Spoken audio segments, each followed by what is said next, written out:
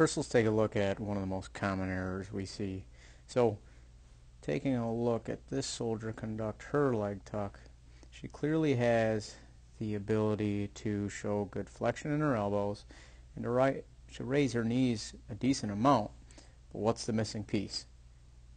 The key for her to complete that final piece of the leg tuck is to transition her torso from less of a vertical position like that to more of a horizontal position.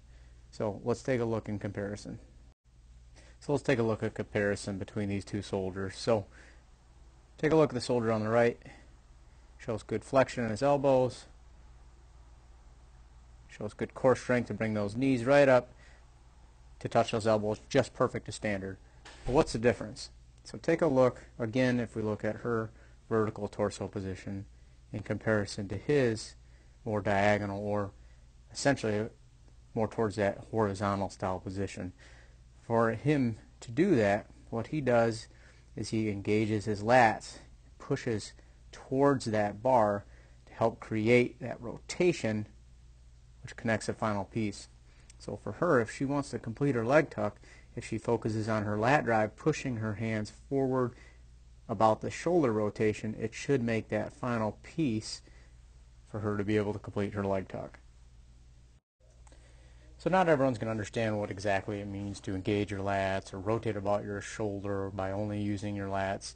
So a good way to get that understanding is to use various tools. So in this case, we use exercise bands to help create that understanding that I'm moving that band with a rotation like this to move that band in this direction.